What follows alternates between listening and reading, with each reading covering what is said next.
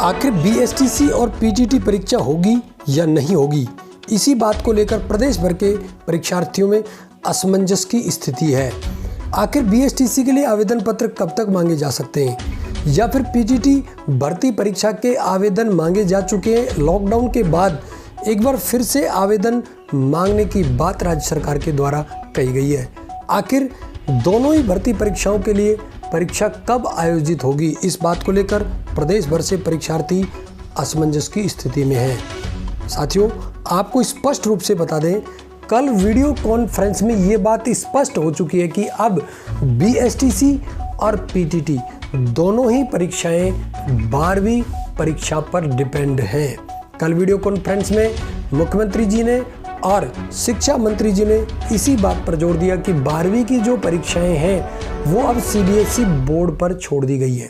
यदि CBSE board जिस calendar के मुताबिक परीक्षाएं आयोजित कराएगा, राजस्थान बोर्ड भी उसी के अकॉर्डिंग परीक्षाएं लेगा। लेकिन इसी बीच आपको बता दें, आपके लिए खुशखबरी इस बात की है कि जिन परीक्षाओं के पेपर हो चुके हैं, जिन विषयों के पेपर हो चुके हैं, उनको लेकर अब बोर्ड थोड़ा तेजी से कार्य शुरू कर चुका है। आपको बता दें, माध्यमिक शिक्षा बोर्ड ने 10वीं और 12वीं के पूर्व में हो चुकी परीक्षाओं की उत्तर पुस्तिकाओं का मूल्यांकन जल्द कराने के लिए बोर्ड ने मूल्यांकन के लिए जो जांच करता है उनसे ऑनलाइन अंक मंगवाए हैं, क्योंकि ऑफलाइन बोर्ड में बोर्ड अब तक अंक मंगवाता था, जिसकी वजह से रिजल्ट तैयार करने में काफ़ी समय लगता है। इसको देखते हुए बोर्ड ने अब परीक्षकों से ऑनलाइन ही अंक मांगने के लिए कहा है। इसके लिए बोर्ड ने ऑनलाइन पोर्टल का लिंक भी तैयार कर लिया है। आपको बता दें, बोर्ड के आधिकारिक सूत्रों का कहना है कि अब के बार इसी बात को देखते हुए ऑनलाइन मोड से सत्रांक सहित थ्योरी के अंक लिए जाएंगे, जिससे शीघ्र ही परीक्षा परिणाम घोषित किया जा सके। आपको बता दें, कल की वीडियो कॉन्फ्रेंस में सरकार ने सीबीएसई के अनुरूप ही माध्यमिक शिक्षा बोर्ड राजस्थान का निर्णय भी लेने का फैसला किया है, जिससे ना तो सत्र में किसी प्रकार की डिफरेंस आए और स्थितियां सामान्य होने पर उच्च तकनीकी शिक्षा परीक्षाएं भी हो सकेंगी। आपको बता दें, अभी राजस्थान बोर्ड ने भी अपना फैसला स्थगित कर दिया है। कल वीडियो कॉन्फ्रेंस में ये भी बात स्पष्ट हो चुकी है कि सीबीएसई की जो बकाया परीक्षा है वो 1 से 15 जुलाई तक किया जाएगा। सीबीएसई के अजमेर, नई दिल्ली, वेस्ट, पुणे, भोपाल, प्रयागराज, देहरादून, चेन्नई, तिरुवनंतपुरम रीजन में 10वीं और 12वीं के करीब 32 लाख रेगुलर और प्राइवेट स्टूडेंट्स रजिस्टर्ड है। तो ये बड़ी अपडेट है।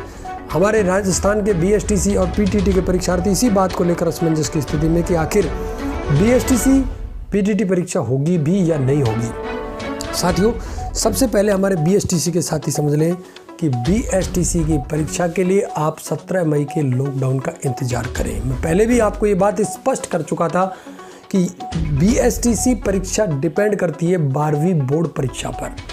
यदि 17 मई के बाद लॉकडाउन बढ़ता है, सरकार भी स्पष्ट कर चुकी है, ऐसी स्थिति में 10वीं और 12वीं बोर्ड के एग्जाम नहीं होंगे। उस स्थिति में सरकार बोर्ड के माध्यम से फॉर्मूला लेकर आएगी परीक्षकों को, परीक्षार्थियों को अगली कक्षा में प्रमोट करने का, और उसके बाद फिर बीएसटीसी के आवेदन पत्र निकालने की संभावना नगण्य रह जाती, क्योंकि फिर साथियों लॉकडाउन लंबा जाएगा। इस स्थिति में इस वर्ष के लिए हो सकता है कि बीएसटीसी को स्थगित कर दिया जाए। पीटीटी के जो आवेदन पत्र लिए जा चुके हैं, इसके आधार पर सरकार इंतजार करेगी कि अगस्त, सितंबर, अक्टूबर तक भी इनके एग्जाम कंडक्ट करा दी जाए। लेकिन 17 मई के बाद लॉकडाउन बढ़ता है, तो ऐसी स्थिति में साथियों बीएसटीसी की संभावनाएं नगण्य हो जाती है। कुछ साथी कह रहे थे कि नवंबर, दिसंबर तक भी 3rd राउंड, 4th राउंड चलता है बीएसटीसी का और पीटीटी का। साथियों, 4th राउंड चलना अलग बात है। 4th राउंड अक्टूबर, नवंबर तक तब चलता है जब जुलाई में स्टार्ट हो जाता है।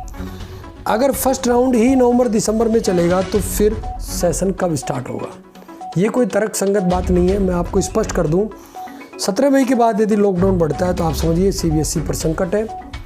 पीटीटी परीक्षा फिर जुलाई, अगस्त तक यदि कंडक्ट हो सकती है तो ठीक, अन्यथा पीटीटी को भी निरस्त कर अगले वर्ष के लिए इसी फीस के साथ ऑप्शन दिया जा सकता है उन परीक्षार्थियों को जो आवेदन कर चुके हैं। इसलिए आप स्पष्ट रूप से समझ लें, बीएसटीसी के आवेदन डिपेंड करेंगे ओनली फॉर 17 मई के लॉकडाउन पर। इसके बाद यदि बोर्ड के एग्ज़ाम कंडक्ट होते हैं तो मैं आपको फिर बता रहा हूँ BSTC के एग्ज़ाम 100% होंगे।